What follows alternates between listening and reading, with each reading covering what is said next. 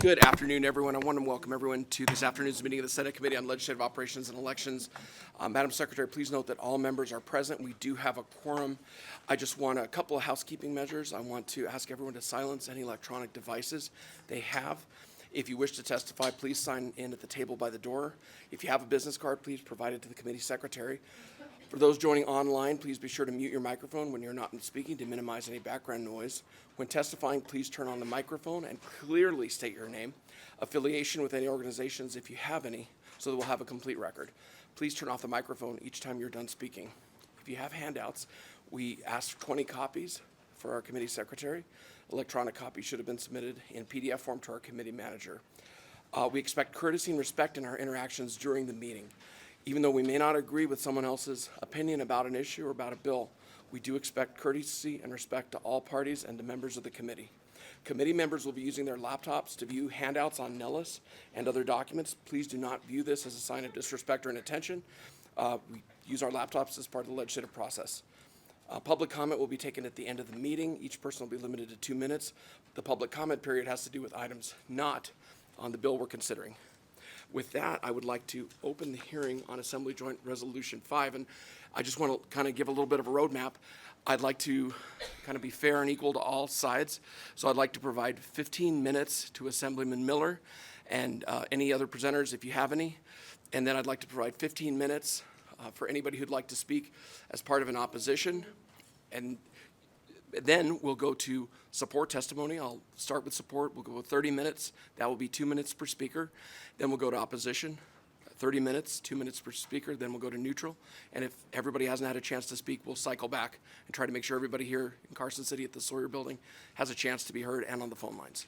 So with that, I'd like to open the hearing on Assembly Joint Resolution 5, a proposed amendment to the Nevada Constitution. Assemblyman Miller, thank you for joining us. Good afternoon, and thank you for your patience. I know it's been delayed hearing today due to other committees running late, photographs, so thank you and everybody else for your patience. Hey, that's just how it works right now.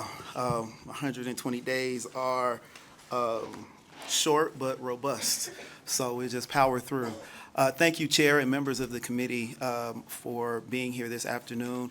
I am C.H. Miller. I represent Assembly District 7 down in Clark County, and I am pleased to have the opportunity to present to you all today Assembly Joint Resolution 5, which is a measure that proposes to amend the Nevada Constitution to revise provisions relating to lotteries and the sale of lottery tickets.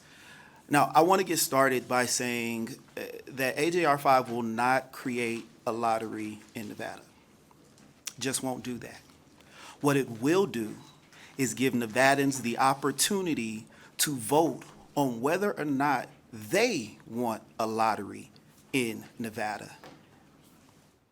And why do we need to do that? We need to give them the opportunity because there are more than 3 million Nevadans, people that call Nevada home right now. In 1864, Nevada only had 40,000 residents when it ratified its constitution, which was modeled after California's, which prohibited the operation of a lottery or lottery sale or the sales of lottery tickets in any form. Now, at that time, the lottery was on a sharp downturn. Lotteries were unregulated by the government, fraught with corruption, mismanagement, and simply put, people were not doing what they were supposed to do, those folks who were operating independent lotteries. By 1895, there was an anti-lottery act which prohibited lotteries across all 44 U.S. states. So at the time of our newly formed Constitution, it reflected the collective views and opinions of the union that we were joining, a union that had just 1 year previously declared that all persons held as slaves should be free, would be free. Now, I give you that brief history as to the true and real reason why Nevada's Constitution prohibited the lottery since our inception as a state. That's important to know whenever we consider changing something as stabilizing, historic, and as important, as reflective of who we are and what we represent, what we believe in as a state. It was in 1964 when states started to bring back in the lottery. It was a government regulated and operated lottery, which actually started in Puerto Rico back in 1934 due to some hurricanes that had come through and devastated the region, and they needed to get some hospitals and things going. So they instituted a government-regulated lottery, which is similar to what we're talking about today. Now, 45 states, DC, Puerto Rico, and the U.S. Virgin Islands all have modernized their constitutions to support the operations of modern-day government-regulated and operated lotteries. They all have them, but not in Nevada. So often our story is that we are behind the trend of what's happening rather than being the trailblazers we truly are, like when we were the first state to legalize widespread gambling in 1931, and most recently become the first female majority legislature. But hey, that is the past. We are where we are. And so what we must do as today's elected body of the people of Nevada, good stewardship requires that we take the time to modernize our statutes and our Constitution. And if we're honest, we must really consider that this prohibition may be outdated and not reflective of the views, beliefs, and cultural norms of the 3 million folks that call Nevada home today. What's most exciting about this particular time and this opportunity that we have with AJR 5 is that we have the opportunity to give Nevadans a chance to weigh in on if they want to continue spending their money in other states with their lotteries. And that's really the bottom line of AJR 5, giving Nevadans that elected all of us the opportunity to weigh in on this issue. Now, I can go on and on and on through several other points and reasons on why I hope we have a lottery. And I just might, depending on how question and answer goes. So, we'll see. But at the end of the day, this is really about giving Nevada voters the opportunity to weigh in. And you're going to continue to hear me say that, because that's what we do with an assembly, with a joint resolution, is we take it to the voters. Because we all know people like me who drive to one of our state's borders to purchase lottery tickets when the jackpots are in the billions and contribute to what other states are doing for their residents, the good things. And let's talk about what our bordering states do. In Idaho, 73 million earned in 2022, 62% of that goes to education, which was about $45 million. In Arizona, in 2022, 269 million they earned. Many of those programs, they had many programs, but the things that stood out to me were healthcare, public education, and tribal college dual enrollment programs. In Oregon, they raised $909 million in 22. And theirs goes to the Oregon Fund, which funds a multitude of programs like outdoor schools and veteran services. Something interesting to note about Oregon's lottery is their website claims that Oregon's lottery is the second largest funding source after state income taxes, something we all know we don't have. Now, let's talk about California, which gave $2 billion in education, 79% of which came from public schools. California happens to have California's 10 highest selling lottery retailers surround the Nevada border. And the 2 highest sales are right on the border of Nevada, and being at Prim, and the other is at Gold Ranch, which is about 45 minutes from this building. In 2009, Prim's store alone pulled in $13 million in sales. We've all seen for many, many years the lines wrapped around the building. But that was in 2009. That was before we got to the billion-dollar jackpots that we have that have persisted since 2015.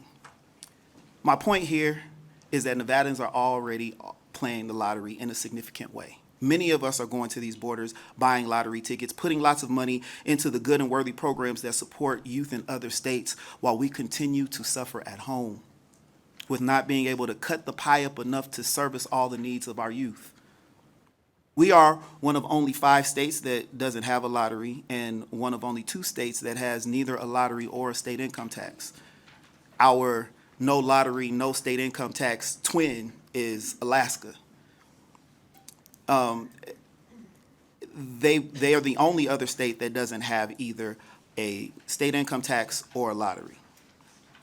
And report after report proved that Nevadans overall, but most importantly our youth, are struggling in a multitude of areas because of the revenue streams that we don't have. We're leaving money on the table. And one of the areas that is most severe is mental health. And it's no secret that if Nevada decides to have a lottery in our state, that I want that money to go towards youth mental health. We've all heard the reports that list and rank Nevada at the bottom of mental health resources, the bottom of mental health investments, and at the top, the highest in suicide rates of our youth.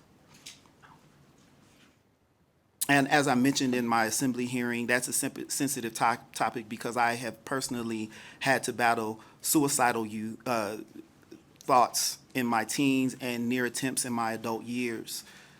I had the help of medical professionals, mental health professionals in my youth, and I leaned on my faith in my adulthood. But I might not be sitting here before you today, elected to represent the voice of 70,000 people in Assembly District 7, if that one time I was standing on the 31st floor of a building with one leg over the edge, I had decided to make a different decision than the one that brought me here today. As a member of this body, tasked with the responsibility of shaping policy that I believe will support the well-being of our youth, our future.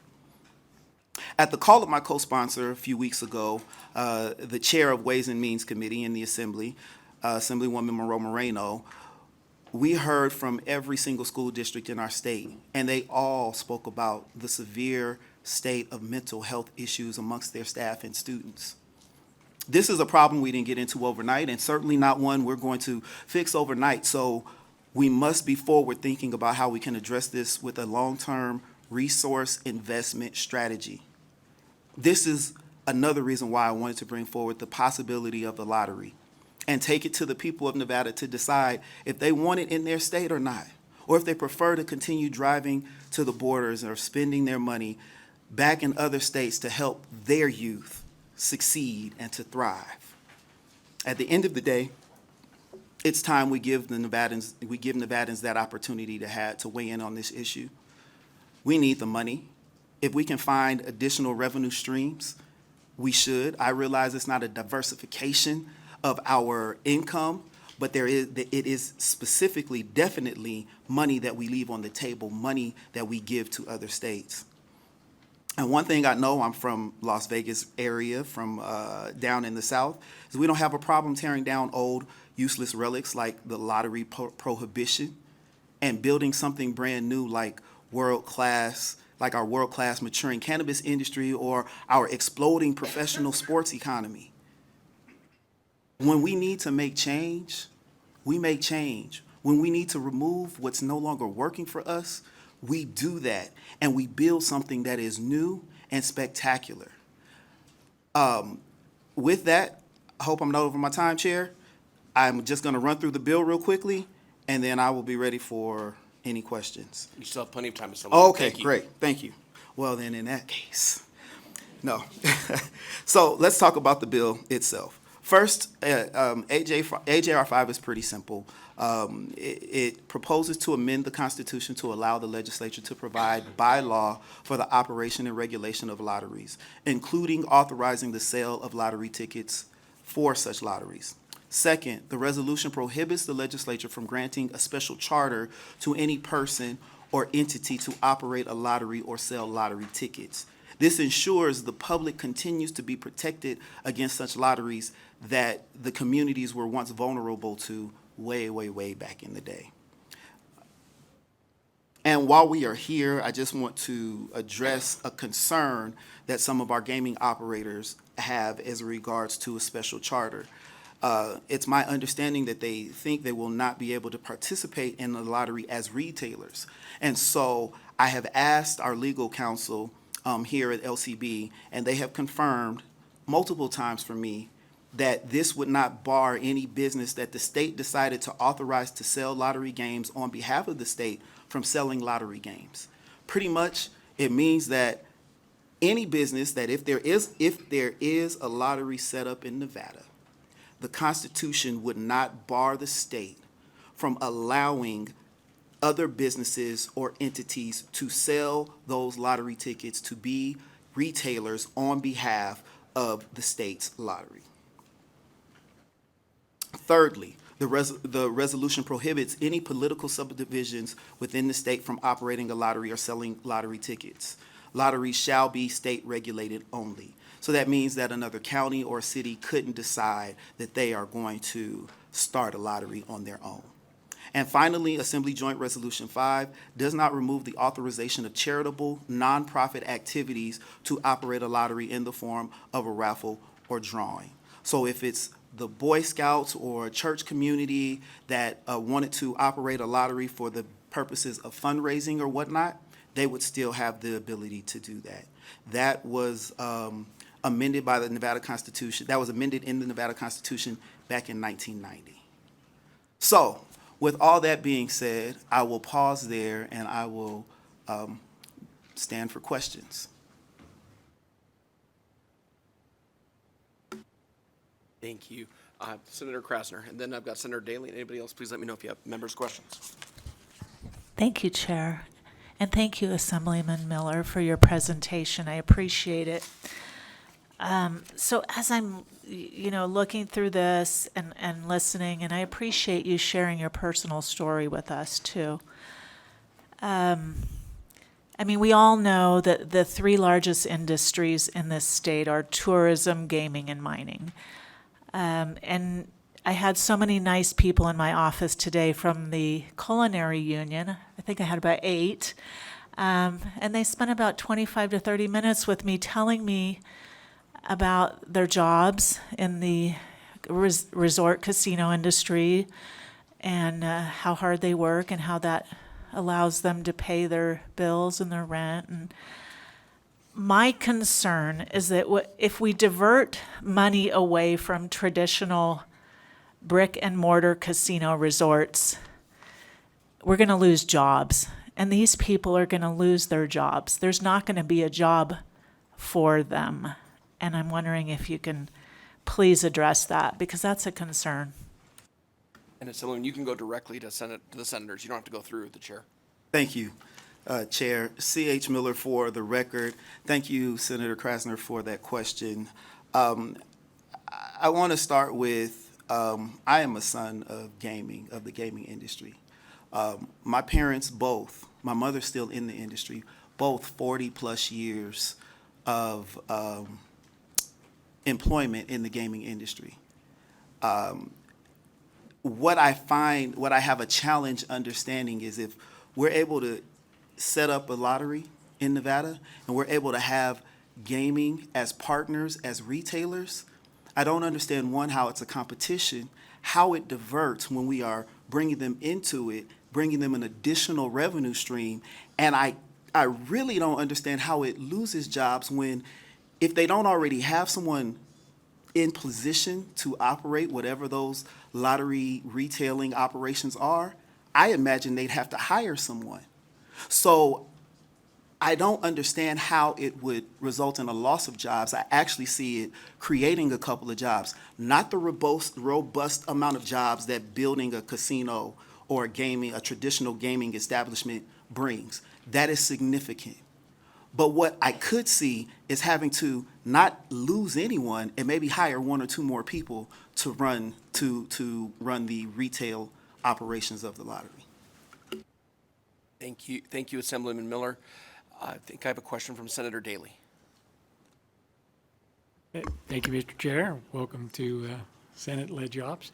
So my question, and you touched on it in your presentation and testimony regarding the 2A, right? The no special charter or similar organization. And that's just to clarify that you can't do the old way where we're going to charter somebody else to run a lottery and not have it be regulated under the state. So under this, it wouldn't, and I just want to be clear, prohibit under the state to partner with as many or retailers or however we're going to sell these. Would it stop us from joining the national lottery processes that are out there or whatever? Because when you're changing the Constitution, we don't want it wide open, but we don't want it too narrow so that we limit options as well, because we don't know what the future is going to hold or what this changes into. So you think we have the language the Goldilocks language, not too wide open and not too restrictive.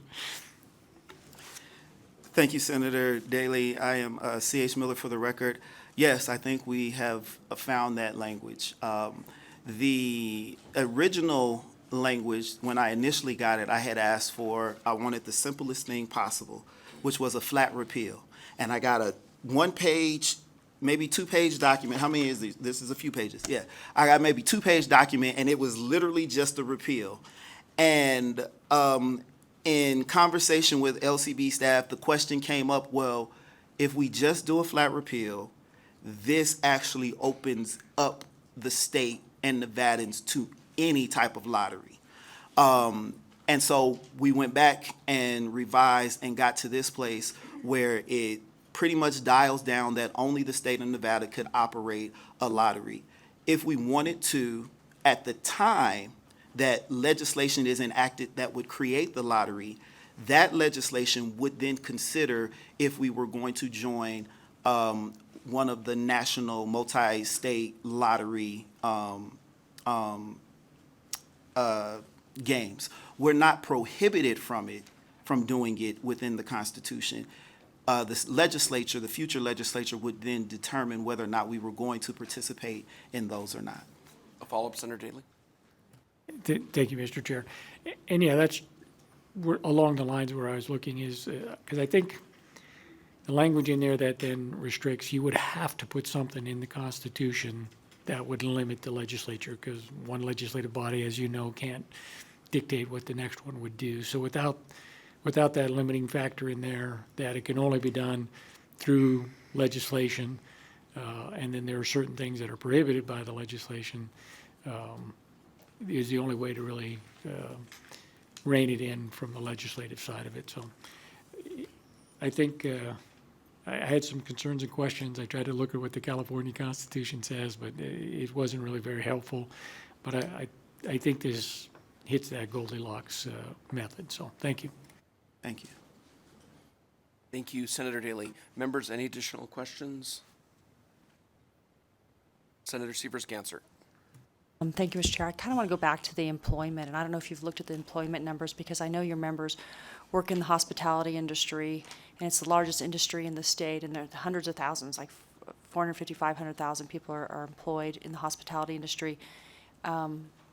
So you don't think this is a threat to that industry where many members could lose their jobs because there would be a reduction in the investment in bricks and mortar gaming in the state of Nevada? Thank you for the question, Senator Gansert. C.H. Miller for the record.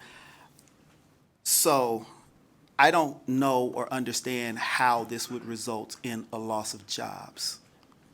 And I guess that is probably the sticking point, and no one has been able to articulate how it would result in the loss of jobs, how it would result in the loss of investment by gaming partners into developing more gaming establishments. All of our gaming partners in Nevada decided to go to other states that already had lotteries and build, invest, all of them. Every single one that has an operation in another state went there with the lottery, except those who went to Mississippi first. Mississippi is the only state, like Nevada, that had gaming before it had the lottery. So no one has been able to articulate how it results in a job loss or a disinvestment, if that's a proper word. So if you are able to, or if someone would like to, I'm more than welcome to have that conversation.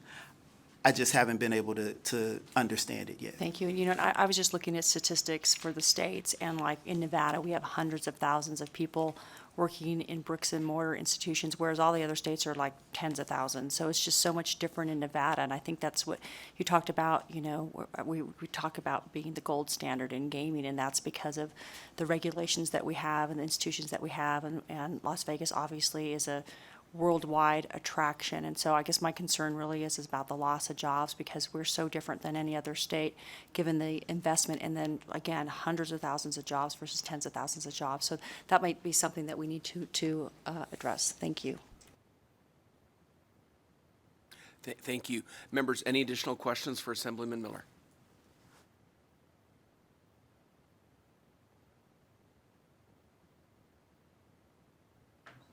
Majority Leader. Thank you, Mr. Chair. And I think I probably know the answer to this, but I'm going to ask it just because I'm pretty curious.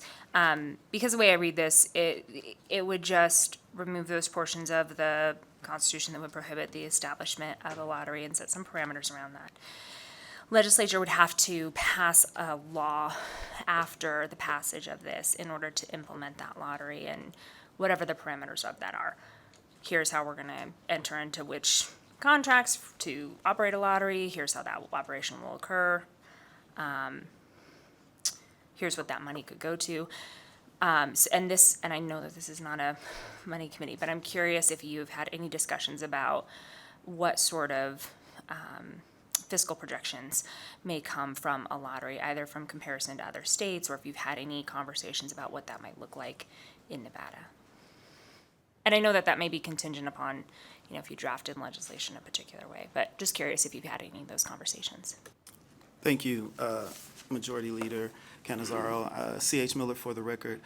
So, I have had some of those conversations. It's really difficult to pinpoint when we don't have anything stood up or we don't have any modeled language for fiscal staff to build from. So nothing that we have been able to discuss is concrete enough for us to use or to say, because it is not set up yet. We're in the very early stages and back to Senator Ganser's point about about jobs and that whole thing, I think we have a unique opportunity to say, hey, we have the greatest gaming minds in the world in this state. They already have experience on how it impacts. Let's figure out how to do it better, just like we do everything else. Just because we may be late to the game or we didn't start it, doesn't mean we don't do it the best. And so I'm just saying we have an opportunity to do it better than any other state. And when it gets back to the fiscal impact, I imagine it's going to blow all of our minds, just like a lot of the things that we do when we decide to take them on and lead. Thank you very much, Assemblyman. Any follow-up, Majority Leader? No? Any additional questions, members? Thank you very much for presenting. Or Senator Krasner. I'm sorry. Thank you, Chair. And I listening to you talk brought up one more thing.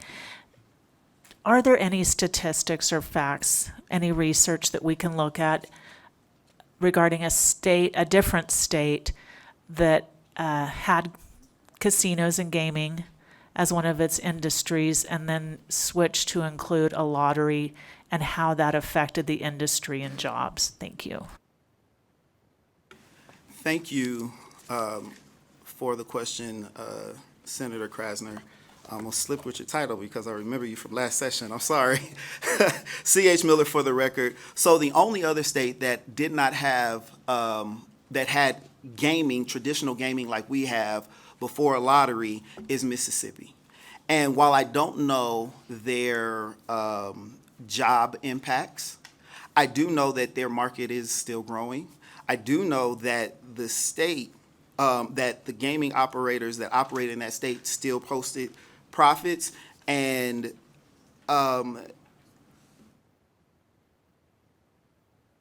in 2022, Mississippi brought home $122 million from their lottery. Now, they are the closest in size as a state to us, 3 million residents. They had gaming for 27 years before the lottery. And so I don't know that there are specific, I'm not familiar with any specific statistics, but from what I understand and what I have been able to gather, there were still significant profits for those companies. Mm-hmm. Thank you very much, Assemblyman. Thank you for your presentation. With that, I'd like to now allow anyone who is part of the opposition presentation who'd like to come up to be able to speak, and I'll limit that to 15 minutes as well. And members, if there's any questions you have, then we can go ahead and ask them questions, and then we'll go to support. I'm going to start with 30 minutes for support, 30 minutes for opposition, 30 minutes for neutral. That will be limited to 2 minutes per speaker, but here, you're not limited, so please state your name for the record and proceed. Thank you. Mr. Chair, members of the committee, Nick Vassiliadis for the record here on behalf of the Nevada Resort Association in opposition to AJR 5. Before our president and CEO, Virginia Valentine, speaks more directly to our concerns about AJR 5, I'd like to set the table or touch on a couple points in terms of where the gaming industry is actually coming from here. Nevada's unique. I mean, I heard a lot of talk about a lot of other states, and that's fair, but at the end of the day, Nevada is unique. And I think it's pretty fair to say that the uniqueness of Nevada is primarily driven by gaming, tourism, and hospitality. Nowhere else is a state budget as reliant on a single industry. Nowhere else is a state as reliant on a single industry for employment, for economic development, for economic diversity, as Nevada is with gaming. And that wasn't an accident. I think sometimes the industry is taken for granted, to be quite frank, and I think gaming regulators and the intentions of the state when gaming regulators were first formally established assumes that this happened organically. That's not really accurate. When gaming regulators was established and gaming licenses were formally issued, it was a deliberate idea, a deliberate notion that the industry must provide an economic impact that is greater than simple revenues alone. And it is our position as an industry that the lottery does not meet that standard. The lottery doesn't add new jobs. The lottery doesn't add capital investments. The lottery doesn't add brick and mortar establishments. And those brick and mortar establishments aren't just initial construction jobs. Those are service and maintenance jobs as well. Those are hospitality jobs. Those are guest room attendance jobs. Things that don't exist just because a lottery was created. I think it is our overwhelming concern that, yeah, you're going to be able to go to any corner store and buy a lottery ticket or a scratch-off ticket or participate in gaming in a way that wasn't originally intended when the industry was first regulated from a statewide perspective. And because of that, I think, going back to our brick and mortar establishments, those can't ever be overvalued. Those can't ever be overvalued. Those are the lifeblood of the state. It's the lifeblood of the economy. And I think it just redrives into the point that the lottery does not meet that standard. I think it's also equally important to point out that nowhere in this legislation is mental health actually funded by this. I think it's important to point out that there are hundreds of millions of dollars in the state budget right now, some of which we might have to send back to the federal government if we don't spend quick enough, that we could fund mental health in a real, impactful, meaningful way today. Wouldn't have to wait 6, 7, 8 years before that money could hit our budget and actually impact people, parents, students, grandparents, whomever, that actually deal with mental health every single day. This is not the salvation to that. And so I think before we do something that has the potential to have an impact on the state's largest industry, the state's largest revenue driver, the state's largest employer, that we step back and have a real honest conversation about the intentions here and how the lottery is going to be created, what the mechanics look like, what the economic impacts are, what the jobs impacts are. There's a lot of question marks here.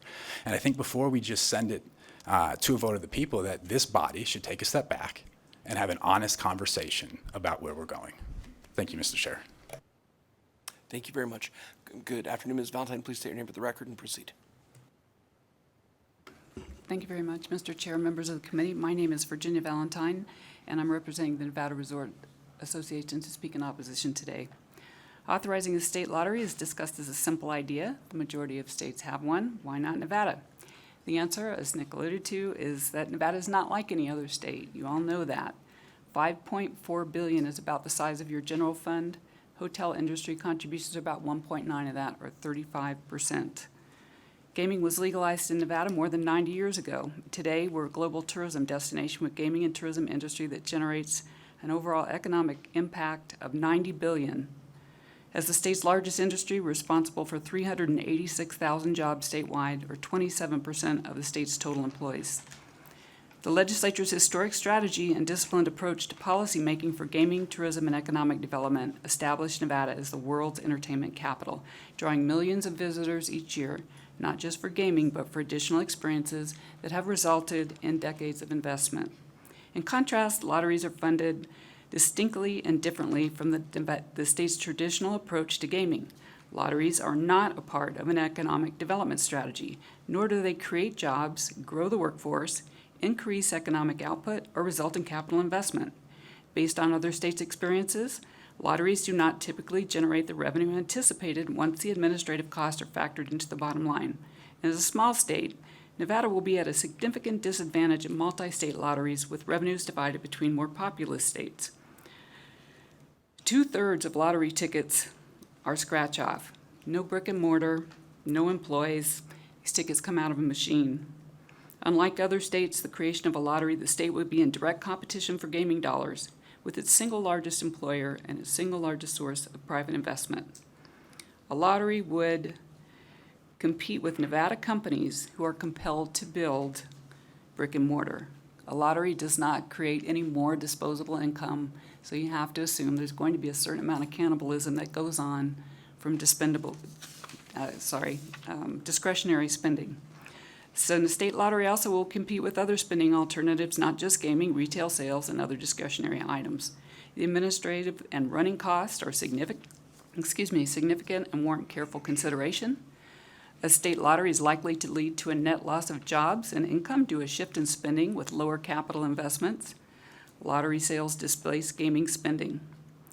Nevada is very unique in terms of the amount of gaming. I haven't heard a comparison to any other state that had anywhere near this kind of reliance on state revenue or just the sheer size of the economic activity that it is in this state.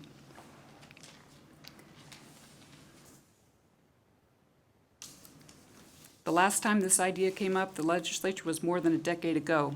It was rejected by policymakers many times before that.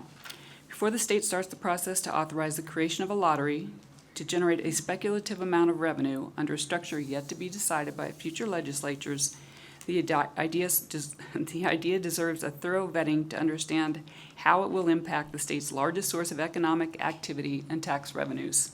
We know it will have an impact, we just don't know how much. So thank you very much for your time to speak today. Thank you, Ms. Valentine. Thank you, Mr. Vasiliadis. Members, any questions for Ms. Valentine or Mr. Vasiliadis? Don't see any questions. Thank you very much. I would now like to go to support, and we're going to start off with 30 minutes of testimony and support. We are going to limit it to 2 minutes per speaker. We'll start up here in Carson City, then we'll go down to Sawyer Building. We'll try to make sure everybody gets a chance to speak. Pardon me one sec. Please state your name for the record and proceed. Good afternoon. For the record, my name is Ted Papageorge, Secretary Treasurer of the Culinary Workers Union.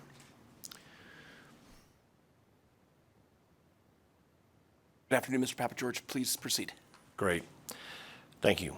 So appreciate a few minutes to show our support. I'd like to start out, first of all, with kind of the state of the industry overall. I'd certainly like to congratulate the Nevada gaming industry for their record-breaking year. In 2022, $14.8 billion in gaming revenue, and Washoe County gaming has also rebounded strongly since 2020. In 2022, gaming revenue was $1.4 billion, 47% higher than 2019. In 2023, record-breaking streak continued in January and February in Clark County with 10 straight months of $1 billion or more in gaming revenues. The Harry Reid Airport in 2023 was ahead by 32% over 2022. And looking ahead for the rest of the year, Formula One is coming to Las Vegas, and with it, the recovery of group and convention business. So companies are doing great, but what have Nevada gaming companies done with their record earnings? MGM spent close to $4.7 billion on share buybacks since 2021 and authorized another $2 billion. Caesars spent $1.2 billion in 2022 to pay down its debt. They're doing very well, and again, we congratulate them on that. But you would think that with all of these profits, a lot more jobs for Nevadans would be created. But in fact, the gaming industry is only providing as many jobs now as it did in the mid-1990s. Government data for employment levels, BLS, in February 2023 showed there were 148,400 Nevadans employed in the state's casino hotels. In January 1994, that figure was only 400 more, 148,800. And I just would like to comment, there's some very good questions from Senators Ganser and Krasner, and thank you so much. You were so gracious for our folks in your office today, Senator Krasner. Look, this issue of will this cannibalize jobs, we haven't seen any actual data from the industry on that, but I would have to have you all ask this question, because many Nevada gaming companies support online gaming heavily. And online gaming, which creates jobs maybe for computer engineers and programmers, Mr. George, we are at 2 minutes, so if we could kind of Wrap it up? Wrap it up, thank you. but not big money for that, and brings in big money, but no jobs, including sports gaming. So it's disappointing to hear Nevada's biggest industry is content with Nevada being last in the country in mental health and close to last in education. We ask the Nevada Resort Association to do better for our communities. They should not oppose the lottery, and 45 states have it already. We need a permanent mechanism in place. So I would urge the Nevada Legislature to support and pass AJR 5. Our state needs it, our citizens needs it, and our children need it. And I just would like a moment to talk personally, because I was very touched by Assemblyman Miller and my family, my immediate family, whether it's kids, my ex-wife, or uncles and aunts, have been touched with suicide, institutional mental health needs, addiction, and every family that, if we were to talk about that, has been touched by these issues. We're very passionate about these issues, and we're just not willing to accept last place anymore. So thank you so much for your indulgence. Thank you, Mr. Pappageorge. Please state your name for the record and proceed. My name is Paul Catha, and I represent the Culinary Workers Union Local 226. The Culinary Union supports AJR 5. Enacting a state lottery is a dependable source of revenue for nearly every state in the country, and in a state where gaming is the cornerstone of the economy, there's no public policy rationale to continue the ban on a state lottery in Nevada's constitution. Nevada is the regulatory gold standard of gaming, and the state knows how to properly administer gaming in a way that doesn't negatively impact its citizens. Sustainable investment in youth mental health is good public policy that is long overdue, and implementing a state lottery would allow Nevada to address an ongoing and urgent public health crisis. It's clear that long-term capacity building for mental health and education is needed, and a specific source of consistent funding is critical for this. Nevada needs sustainable long-term funding to establish and expand programs to train, recruit, and retain mental health professionals, and to fill considerable gaps in Nevada's mental health and behavioral health systems. Nevada has an opportunity to create a long-term funding source directed towards mental health capacity building without increasing taxes on Nevada's residents or businesses through a state lottery. I urge the Nevada Legislature to support and pass AJR 5 and invest in Nevada's youth mental health education. Thank you. Thank you, Mr. Catha. Please state your name for the record and proceed. Hello, my name is Bethany Kahn, and I'm here on behalf of the Culinary Union today in support of AJR 5. As one of the largest organizations of parents in Nevada, the Culinary Union believes that it's imperative that Nevada lawmakers address our youth mental health care system. Our union has a long history of fighting and winning for working families in Carson City. We've taken on Big Pharma to win diabetes and asthma drug transparency, and we've worked for over 25 years to end surprise medical bills for all Nevadans. And this year is no different. We continue to fiercely advocate for workers and Nevadans to have quality health care and neighborhood stability. We believe that one job should be enough to have a roof over our heads and to ensure Nevada's youth have quality mental health care access and education. Just like we have done throughout our 88-year history in Nevada, our union will stand together and win a future where we all thrive. The Culinary Union applauds Assemblyman Miller's efforts to bring forward an amendment to the Nevada Constitution that would pave the way for Nevada to establish a state lottery in order to provide critical funding, and the Culinary Union urges lawmakers to invest in Nevadans and our youth by passing this amendment to the Nevada Constitution. Thank you. Thank you, Ms. Khan. Please state your name for the record and proceed whoever would like to begin. Chair Aaron Schill, members of the committee, Doug Goodman, excuse me, Douggoodman. I'm here testifying as the resident of Sparks. A couple things real quick. HAR 5 does not create a lottery. It's do you trust your constituents? Whether or not Nevada has a lottery and what use those funds would be used for would be up to the 2027 legislature at the earliest, or a subsequent legislature. The other point I'd like to address is what in my belief, is the myth that a lottery would take away from gaming revenue. I think some statistic that would be available is how much money does gaming lose when people are going to Prim and Verdi when the mega lottery is 9 figures. I think that would be information gaming would have. The other thing I'd like to introduce is there's a large part, I believe, of Nevadans, like myself. I moved to Nevada in 2004. I have never gone into a casino with the strict intent of gambling.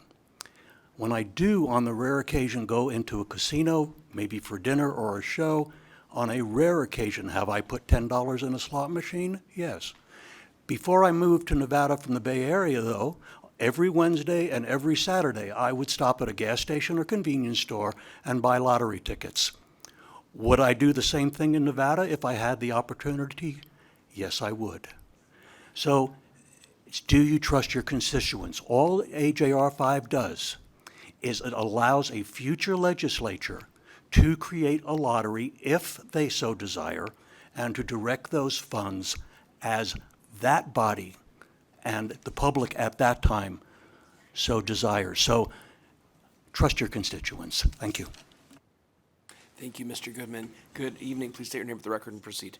Thank you, Senator Orenshell and members of the committee. For the record, my name is Susie Martinez, and I am the Executive Secretary Treasurer of the Nevada State AFL-CIO, and on behalf of over 150,000 members and 120 unions, we are in full support of AJR 5. And I could honestly say, you know what, this needs to pass because we are already doing it. I'm sure that many of us behind, and maybe even some of you guys have bought lottery tickets, right? So let's just keep the revenue here in our state. Thank you very much.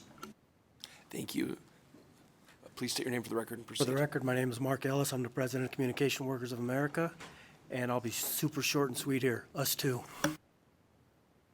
Thank you. And before if we could just head down to Sawyer Building, because I've got some folks who have been very patient down there, then we'll come back up to Carson City. Down at the Sawyer Building, please state your name for the record and proceed, and we are limiting it to 2 minutes per speaker. Then we'll come back up to Carson City once they've all had a chance to speak. Good evening to everyone in the council. Thank you for this opportunity. My name is Teresa Burwell. I have been a proud culinary union member since 1992. I'm here in support of AJR 5. When my oldest children were only 3 and 5 years old, their dad was murdered. When the kids started acting out, I excused some of their behavior because of what happened to their father. When you come from a disadvantaged socioeconomic background, I think isn't a safe place or interest from those in power to dig deeper in people. Teachers thought that my kids were just insubordinate. It made me feel like I didn't do enough or I compromised as a parent to make up for the loss of their dad. My second son was born with bipolar disorder. Throughout his school years, they labeled him as a troublemaker. The hospital incorrectly diagnosed him with schizophrenia when he was admitted. One day he had to be rushed to the hospital, and because of his misdiagnosis of schizophrenia, the medical professionals gave him medicine that almost killed him. When he was stable, they retested my son and realized that he had seizures and a bipolar disorder. There should be more resources in Nevada to raise awareness on youth mental health and education, which would remove the stigma of youth seeking help with their mental health. Our kids are not weak or defective, and they deserve better. Anyone that comes in contact with children should be able to identify warning signs of a mental health crisis. We need also more support in the community for marginalized people. I support AJR 5 and ask the Nevada Legislature to support this bill. Thank you, and have a blessed night. Thank you for your testimony. down in Las Vegas, the Story Building. Please state your name for the record and proceed.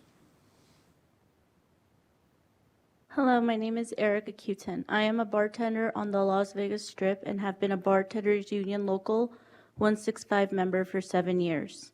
I'm here today in support of AJR 5. During the COVID-19 pandemic, we lost a lot of people in this country. For my daughter, who was 7 years old at the time, these losses were tough for her to deal with. She lost her favorite uncle, who she was very close with during the pandemic, and she was devastated. One day I received a call from her elementary school saying she had Googled suicide. I did everything I could to find help for my baby, but the earliest available appointment was 6 months out. I checked every day to see if I could get her help sooner. My daughter ended up developing a twitch, and I still couldn't get her to see a therapist. This experience had become too much for me. One day I broke down at the elementary school where I work. My coworker told me about a program that the school district had that could help her. My daughter was finally able to get the help she needed and is doing well today. I would like lawmakers to take mental health seriously. Please invest in educating communities and provide enough youth mental health resources to deal with this epidemic. By investing in Nevada's children, you're investing in Nevada's future. I support AJR 5 and ask the Nevada Legislature to support this bill. Thank you. Thank you for your testimony. Down in Las Vegas, the Story Building, please state your name for the record and proceed.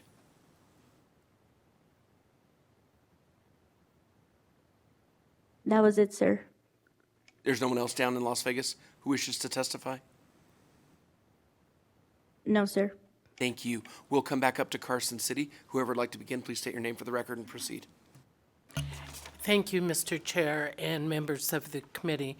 My name is Marlene Lockard, and I'm representing SEIU 1107. We support the opportunity to allow the public to make the decision whether or not the state should have a lottery. Thank you. Thank you, Ms. Lockard. Good evening. Please state your name for the record and proceed. Whoever would like to begin. Hi, my name is Satoria Partridge, and I'm a casino porter at Circa and a proud culinary union member for 17 years. I'm here today in support of AJR 5. In March of 2021, I got a very devastating call from my cousin that her baby had committed suicide at home.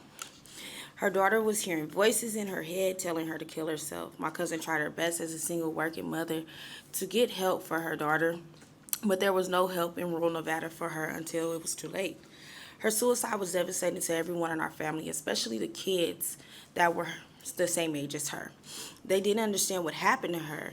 They all graduated from high school around the same time, and some of them even have kids of their own now, but now their cousin is not here anymore. If she had access to professional help, maybe she would be here today. Nevada has an opportunity to create a long-term funding source directed towards mental health capacity, building without increasing taxes on Nevada residents or businesses through a state lottery. We cannot abandon our children. They are our future. We need to do something about the youth mental health crisis. I support AJR 5, and I ask the Nevada Legislature to support this bill also. Thank you. Thank you for sharing your personal story with us. Thank you. Please state your name for the record and proceed. Hi, my name is Jolene Reyes. I am a casino cleaner on the Las Vegas Strip, and I have been a proud culinary union member for 10 years. I am here today to support AJR 5. When my goddaughter was in the 5th grade, she started getting bullied at school. Her teachers noticed that her moods had changed and she wasn't excited or happy to be at school anymore. When her grades started to suffer, they called us to the school for a parent-teacher conference. We found out about the bullying. We started taking her therapy. We had to go through hoops to get her a therapist for kids that would even have an opening for her. What made things more difficult was I could only take her on my days off or at night after I got off of work. If her appointments got canceled that month, she missed therapy that month. She went to therapy for about 2 years, and it helped her deal with the bullying. Now that she's 16, she wants to go back to therapy because she has anxiety. It started with everything you see in the schools, on the news about school shootings. We are still waiting on a list for a therapist availability appointment, even though we received referrals over 4 months ago. We need to make youth mental health more accessible for kids when they need to see a therapist. Teachers need more support and training to see signs and we need to fund public schools to have more resources to deal with it. Nevada needs more mental health resource availabilities in schools and community centers. I support AJR 5, and I ask Nevada Legislature to support the bill too. Thank you. Thank you for your testimony. Please state your name for the record and proceed. Hello, my name is Brianna Giselle Carbajal. I'm a researcher with the Culinary Union and a proud Culinary Union member for a year. I'm here today in support of AJR 5. Growing up, I didn't realize that I was different from other kids. I enjoyed being alone and I stayed busy with work and school. During my senior year in high school, the stress and pressure of my life reached a tipping point, and one day after getting into an argument with my mom, I attempted suicide. At the time, I was misdiagnosed with bipolar disorder. I was fortunate that my parents had good insurance and I was able to get help. I started going to therapy regularly. My mental health issues have impacted my ability to socialize. It has brought on depressive episodes that impacted my work life and physical health. Recently, I was diagnosed as being on the autism spectrum after being psychologically tested and evaluated in an outpatient setting. That in itself was a very lengthy process. I got a master's degree in clinical mental health counseling in 2020, and as a former therapist myself, I have seen how bad the problem is that we have with the youth and mental health in Nevada. The system we currently have is inadequate in addressing our current mental health crisis. We need more mental health professionals in Nevada who are Black, Indigenous, and people of color. More funding for affordable degrees, educational programs, and incentives for aspiring mental health professionals. I support AJR 5 and ask the Nevada Legislature to support this legislation as well. Thank you. Thank you very much. Please state your name for the record and proceed. Good afternoon. My name is Elsa Roldan, and I'm a guest room attendant and Culinary Union member for 14 years. I'm testifying today in support of AJR 5. Sorry. For the past 9 years, I have been dealing with Nevada's mental health services, and I have seen firsthand how it's failing to our youth. My 25-year-old son, Herman, has struggled with depression. During the pandemic, things got worse because he was isolated, wasn't socializing, and was in his bedroom all day. He stopped taking proper care of himself, and that worried me. There is nothing worse for a mother than to see her child not want to socialize and enjoying his life. Also having suicidal thoughts. I tried to help him, but Nevada doesn't have adequate mental health resources. I would try to make appointments for him, but opening was always month out. He was to wait a long time to get seen by a professional, which is hard because my son needs help urgently. My son is a bright student, but when he lost interest in things, he lost it all. The Nevada Legislature needs to fund more youth mental health resources. We need more mental health professionals in Nevada, early detection programs in school, infrastructures to help children and adults, and education on how mental health impacts families in our society. I'm here today to asking you to help so that more mothers don't have to know this feeling. I urge the Nevada Legislature to support and pass AJR 5. Thank you very much. Thank you for your testimony. Please state your name for the record and proceed. Good afternoon. My name is Alberto Rodriguez. I am a cook on the Las Vegas Strip and a proud Culinary Union member for 8 months. I'm here today in support of AJR 5. My parents got divorced when I was 5 years old. My parents supported my passion for music and helped me do everything I wanted to do in spite of our financial struggles. When I was 11, my dad and his girlfriend moved in together. His girlfriend would say things like, "I wish I had a different pair of kids." I was constantly being told that we were not up to her standards. Every day, I fought for love and acceptance that I would never receive. On the day that she left us, I had tears running down my face because I felt like I was such a problem that she left our family. During high school, I went through severe depression. I felt like I wasn't good enough and didn't deserve the love and respect of everybody around me. This progressed until I began self-harming and created plans to kill myself. I confided my suicidal thoughts to a couple of my closest friends who told a school counselor. After some meetings with a professional, I was able to finally disclose to my parents the battles I've been fighting in my head. I joined a school program for group therapy, which allowed me to develop skills to cope with my depression and anxiety. If it hadn't been for my school's resources, I honestly can't say if I would be here today. We need to increase the funding and outreach for youth mental health in Nevada. Teachers or counselors should be trained to identify students like me. And luck shouldn't be the only reason a child doesn't harm themselves or give in to despair. I support AJR 5 and ask the Nevada Legislature to support this bill. Thank you. Thank you very much for sharing your personal story with us. Thank you for being here. Please state your name for the record and proceed. Good afternoon, Chair and members of the committee. For the record, my name is Christine Saunders, and I'm the Policy Director with the Progressive Leadership Alliance in Nevada, here in support of Assembly Joint Resolution 5. First, as someone who has also dealt with mental health issues myself, I want to thank Assemblyman Miller for sharing his personal experience in this presentation and helping to reduce the stigma associated with it. AJR 5 would allow Nevada voters to authorize a state lottery to fund important state services like youth mental health care. In a 2022 report from Mental Health America, Nevada ranked 51st in youth mental health, having the highest prevalence of mental illness in relationship to access to care in the state. This is just unacceptable. And while we were able to make some recent investments with federal COVID relief dollars, those funding sources are not sustainable or long-term. Nevada has long been in the epicenter of gambling and casinos in the nation. Yet in my 5 years in the state, I've only spent $20 at a casino at the behest of my out-of-state friends who were excited to be visiting. I lost that money and really have no desire to ever do so again. However, I have and would be willing to purchase a lottery ticket despite the slim chances of winning, because I know that rather than benefiting a corporation's profit margin, my loss would have gone to a good cause. I urge your support of AJR 5 to let Nevada voters decide the future of Nevada's lottery. Thank you. Thank you very much for your testimony. Anyone else here in Carson City in support of Assembly Joint Resolution 5? Not, I just want to check down at the Sawyer Building. Is there anyone else in support of Assembly Joint Resolution 5 at the Sawyer Building in Las Vegas who did not get a chance to speak?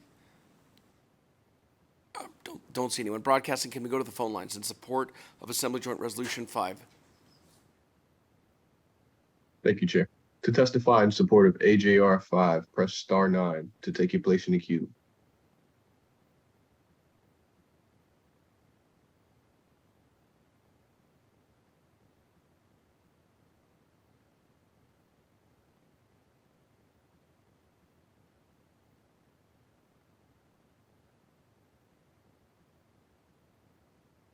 Caller, press star 6 to unmute yourself, please. You are unmuted now. All right.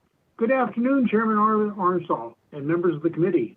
For the record, my name is Edward Goodrich, Goodrich, representing the International Alliance of Theatrical Stage Employees, Local 363 in Reno.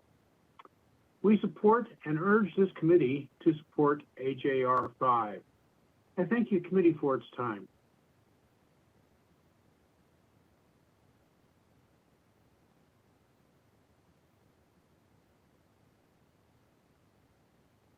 Broadcasting, is there anyone else on the phone lines in support? Good afternoon, Chairman Arnsall and members of the committee. For the record, my name is Thomas Bird, capital Thomas, Bird, capital BIRD. I strongly urge the committee to support Joint Resolution AJR 5. As president of the NARA, the Nevada Alliance for Retired Americans, I support this resolution because establishing a state lottery will allow us to create a permanent funding stream for high-quality, accessible mental health services across our state. Thank you for your time.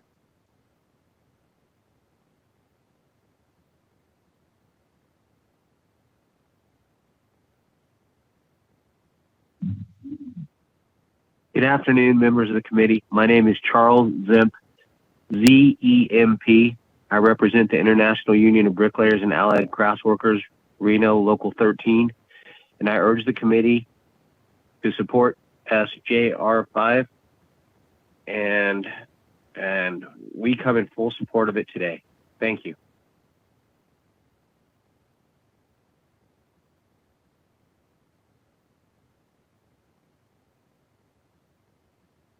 Good afternoon, Chairman Orenshaw, members of the committee. For the record, my name is Russ James with the National Nevada AFL-CIO and a longtime member of the Painters and Allied Trades. I am standing in support of AGR 5. I strongly urge the committee to support Assembly Joint Resolution 5. Thank you. Chair, there are no more callers willing to testify at this time. Thank you. I'd now like to go to opposition to Assembly Joint Resolution 5. We'll start here in Carson City, and then we'll go down to the Sawyer Building, then we'll go to the phone lines. Thank you for your patience. Please state your name for the record. Whoever would like to begin and proceed. Thank you, Mr. Chairman. Members of the committee, Russell Rowe here on behalf of Boyd Gaming Corporation. I'm filling in today for Erin McMullen Midby, who sends her sincere regrets. She had to catch a flight home early this morning. Boyd Gaming stands in strong opposition to AJR 5. We would like to thank the sponsor for his time in meeting with us and having meaningful discussions on this very important issue to our state and to our industry. As Ms. Valentine indicated, Nevada is unique. Unlike other states with a lottery, Nevada is the only state whose primary industry is gaming, which, as you know, provides 35% of the state's general fund and 27% of the state's jobs. By comparison, Boyd Gaming operates in 10 states, all of which have a lottery. The difference is that most of these states, the lottery was a precursor to gaming. These states then realized that commercialized gaming provides significantly more capital investment, infrastructure, and jobs to their communities than a state-operated lottery. More importantly, gaming in those states is limited to a small number of licensees with a guaranteed market share. Unlike in Nevada, where we have thousands of gaming licensees and unrestricted competition. It is this distinction that makes a lottery so impactful to Nevada, to the industry, and it deserves significant study and analysis by this legislative body. Passage of AGR 5 would remove the provision from the state constitution that prohibits a lottery in the state of Nevada. Removing this protection creates a slippery slope with many unanswered questions. While the structure and governance has not yet been determined, and it may be limited to start, it will only take a simple majority vote to expand the lottery in future sessions. In every state with a lottery, continual expansion of the lottery has been a virtual certainty, including expansion into video lottery terminals, online lotteries, sports betting, and now lottery apps. AGR 5 is a significant risk for Nevada when the impacts to the gaming industry, the state's largest employer and taxpayer, are not fully known. Thank you. Thank you, Mr. Rowe. Good evening. Please state your name for the record and proceed. Thank you, Chairman and Committee. My name is Lynn Chapman, and I'm representing National Eagle Forum. Did you know that there is a Teen Gamblers Anonymous? That's right, our kids are gambling at an increasing numbers, and they're becoming addicted to gambling. Google it, it's mind-boggling. In the McGill University study, adult problem gamblers reported that as children, their parents purchased lottery tickets or took them to go play bingo. Some of them began gambling between the ages of 10 and 19 years old. Problematic gambling among adolescents has been linked with increased delinquency and criminal behavior, as well as the disruption of family and peer relationships. It can also negatively affect school performance and work performance. Money's not the only reason why children gamble excessively. Adolescents with serious gambling problems report that nothing else matters and that they're able to forget their problems.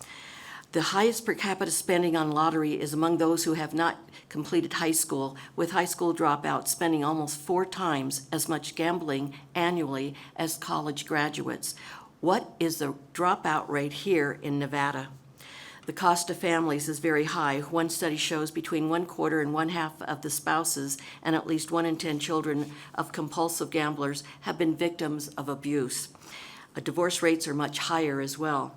According to Duran Jacobs, a professor of psychiatry at Loma Linda University Medical School, said teen gambling spikes significantly in states that launch lotteries. State-run gambling lends an air of credibility to behavior that might otherwise be considered risky.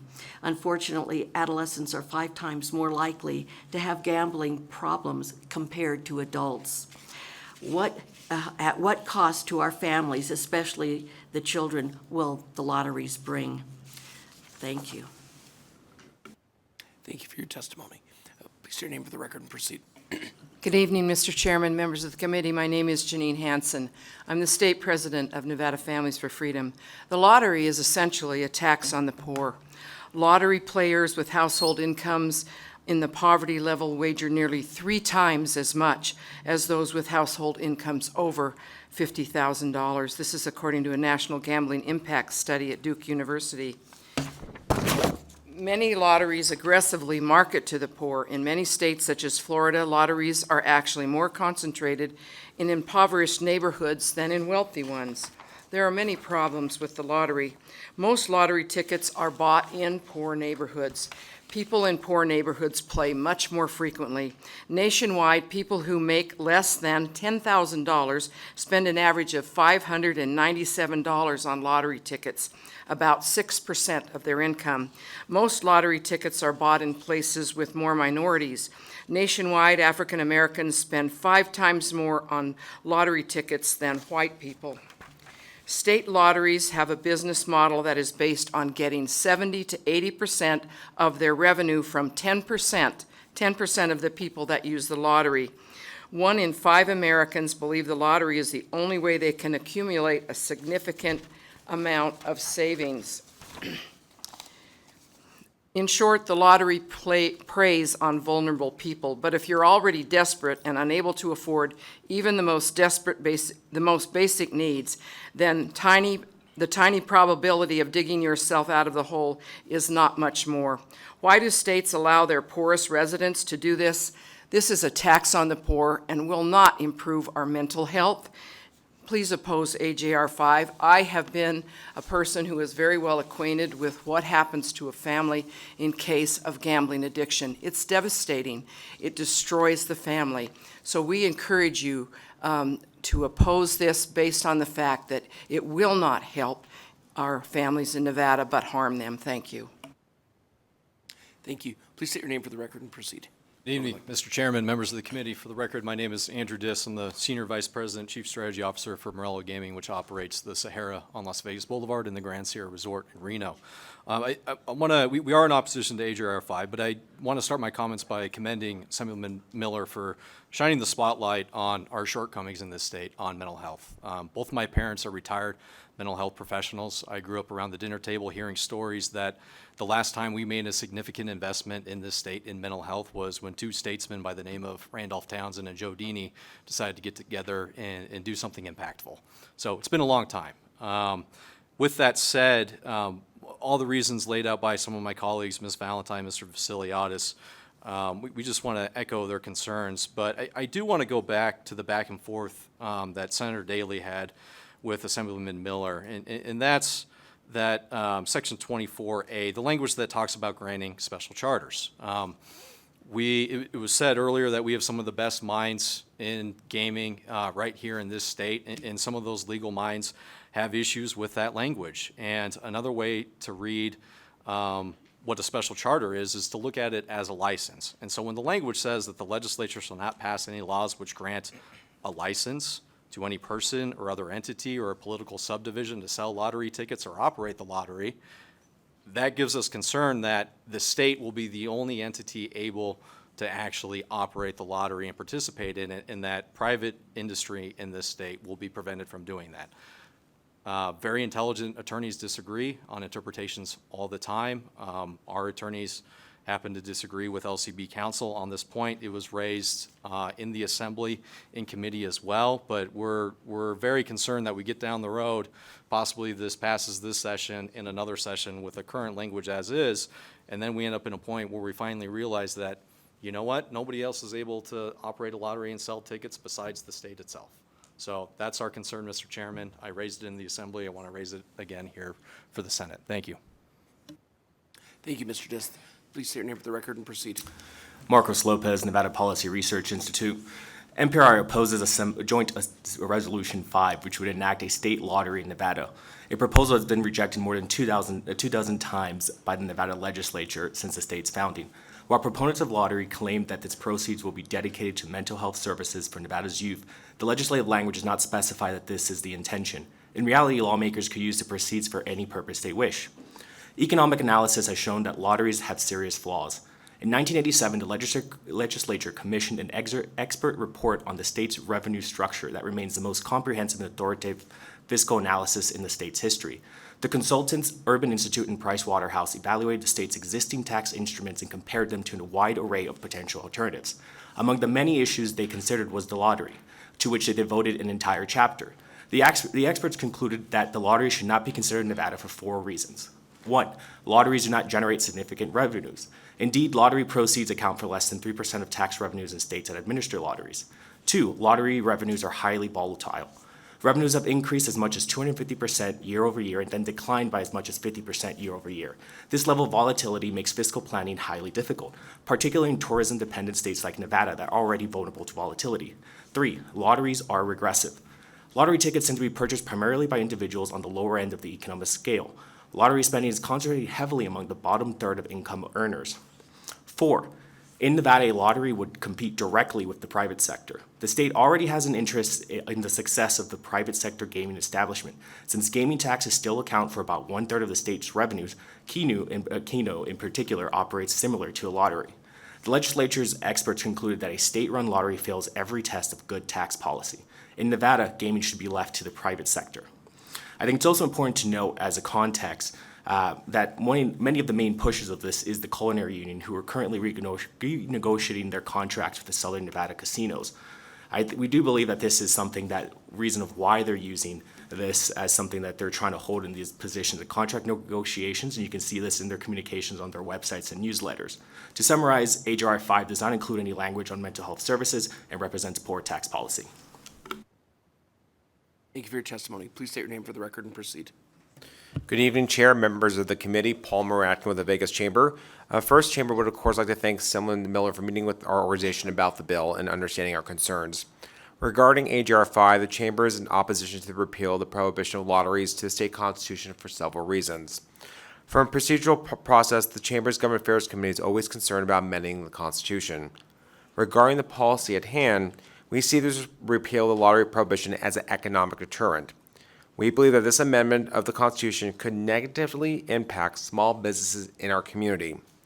As you know, the Chamber has 70 different industry sectors, and 84% of our membership is a small business, which we define under 50 employees. Many of those sectors are dependent one way or another on our gaming industry, either directly or indirectly. Gaming and business in our community are intertwined together. As you also know, we have small businesses that directly do businesses with the gaming industry. They need each other to succeed for all Nevadans. That is why our leadership is concerned that the repeal of the lottery prohibition would have a negative impact on our businesses, especially those small ones.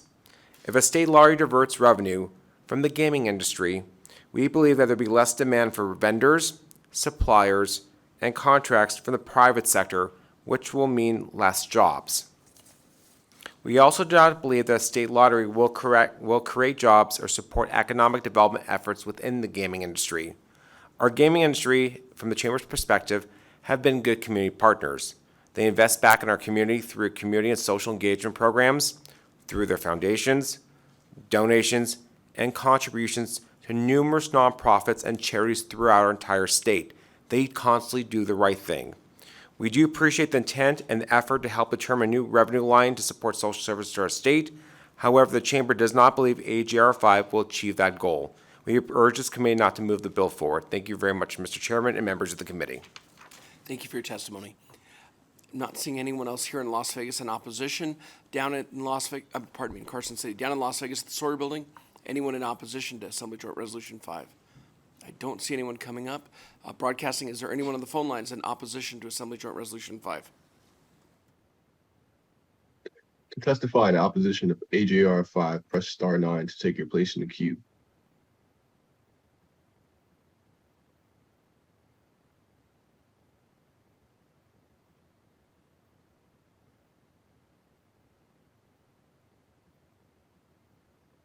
Hello, my name is Michael Ryan, or YAN. I'm a longtime resident of Nevada and a Marine Corps veteran.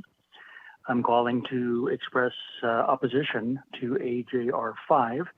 We do not want this lottery tax, and that's what it is, on the poor. Lotteries prey on the poor, which are far more likely to spend more money on lottery tickets, harming their families. Lottery players with household incomes in the poverty level wager nearly 3 times as much as those with household incomes over $50,000. Unlike our casinos, lotteries are available to young people. Adolescents are 5 times more likely to have gambling problems than adults. Please vote no on AJR 5. Thank you very much.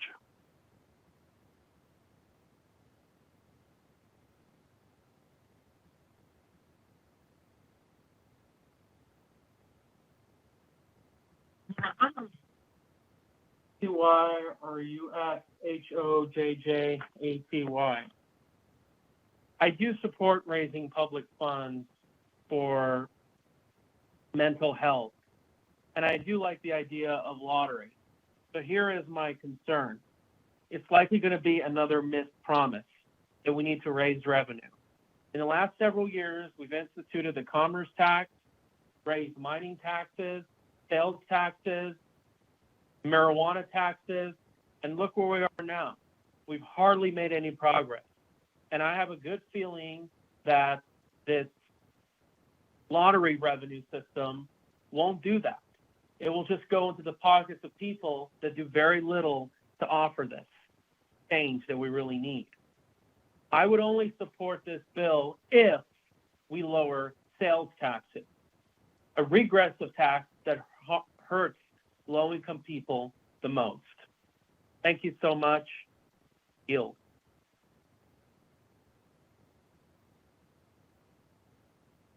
Chair, there are no more callers wishing to testify at this time. Thank you very much. I'd like to now go to neutral testimony on Assembly Joint Resolution 5. If there's anyone here in Carson City or down at the Sawyer Building, I don't see anyone. Broadcasting, is there anyone on the phone lines who is neutral and wants to be heard on the record? To testify neutral to AJR 5, press star 9 to take your place in the queue.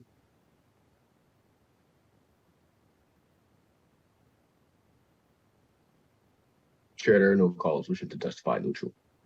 Thank you. And Assemblyman Miller, I'd like to invite you up for closing. But before you start your closing, I wonder, there was a question brought up regarding the language regarding the special charter and whether that would, if this did pass into the Nevada Constitution, whether it would prohibit or restrict a lottery only to be operated by the state of Nevada. I wonder if our legal counsel could address that language. I think it's section 24, sub 2, paragraph A. Yes, thank you, Mr. Chairman. The prohibition on the legislature passing any laws which grant a special charter or similar organizational or governing document to an entity to operate a lottery. I can provide a little more information on what is meant by that provision.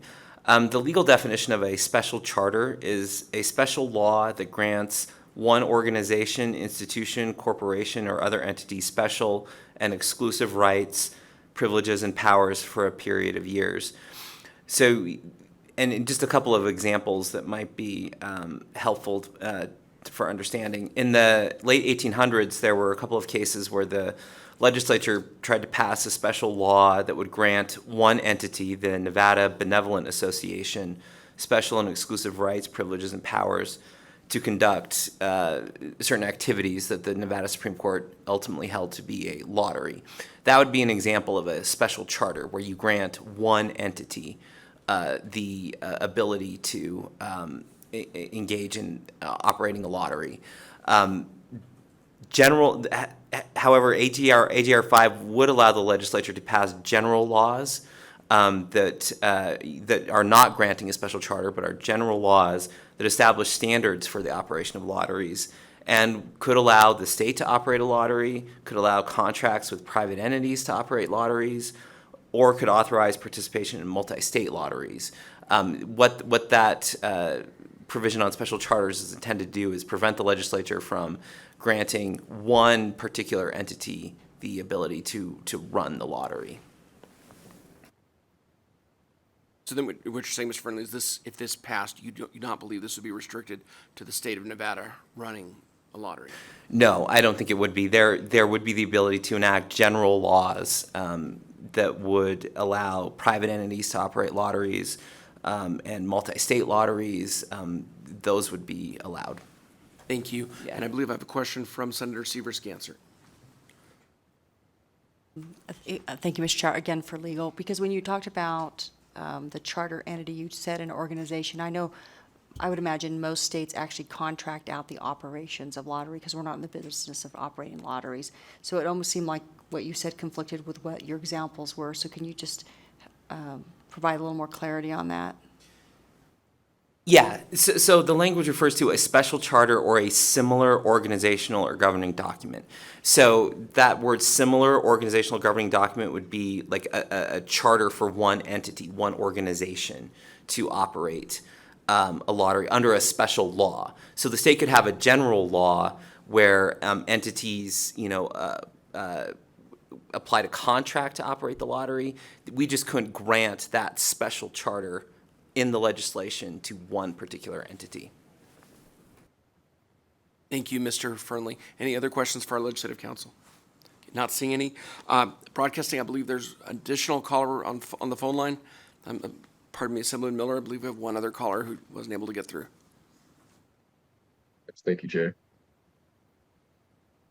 If you would like to provide public comment, press *9 to take your place in the queue.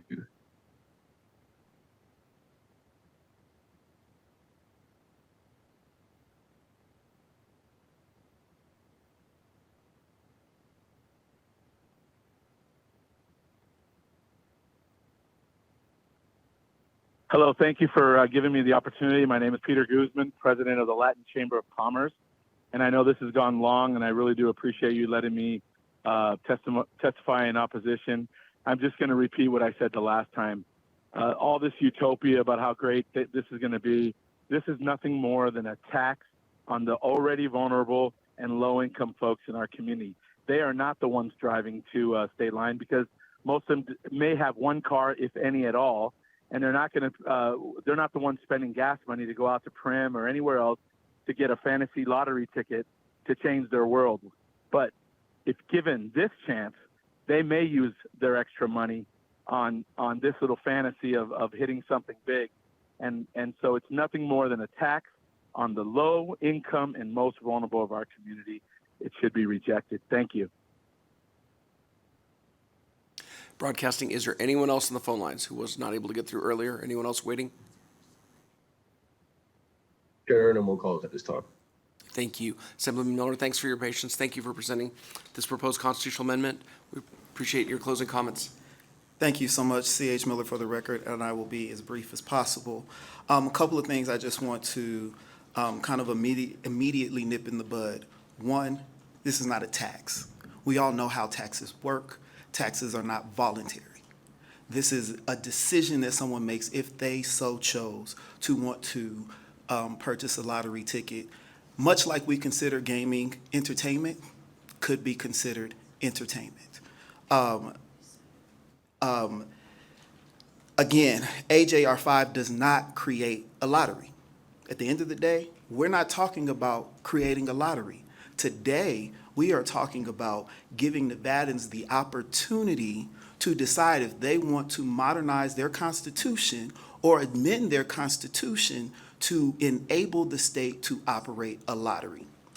That would still come with future legislation, where I completely agree with some of the opposition, where we need to have serious conversations about what a lottery would look like. We need to do thorough vetting of what a lottery would look like in our state for all of those same reasons of how it has impacted folks in other states. We have an opportunity to do it better and not just say because everybody else didn't do it the best way possible, we can't do it right. So even after we pass this out of our state house, it still has to go before the next legislature and to a ballot of the people. They would make the decision on just if we are removing this from our Constitution. And it's time for us to give them that opportunity. You've heard multiple people mention that they don't regularly go to casinos to gamble, but they would buy a lottery ticket. Sounds like new business to me. Again, money left on the table or possibly going to other states. Nevadans already are playing the lottery. So let's do the work, let's have the conversations, and let's create something uniquely Nevadan and let Nevadans decide if they want to bring that money home. Thank you. Thank you very much, Assemblyman Miller. Thank you for presenting as AJR 5. Hope to see you again in the committee. Not sure if we have any more of your bills, but thank you. With that, we will close the hearing on Assembly Joint Resolution 5. Last item on our agenda is public comment. If anyone wants to make public comment, either here in Carson City, now's your chance. We're limiting it to 2 minutes per speaker. Not seeing anyone. Broadcasting can go to the phone lines. Public comment, we are limiting it to 2 minutes per speaker. If you would like to provide public comment, press star 9 to take your place in the queue.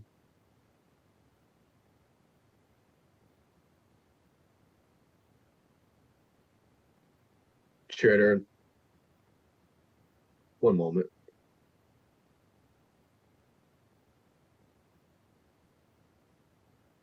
Yes, CYRUSHOJJATY.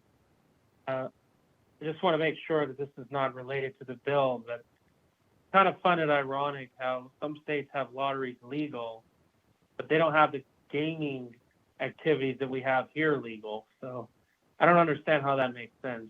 Just food for thought. Thank you.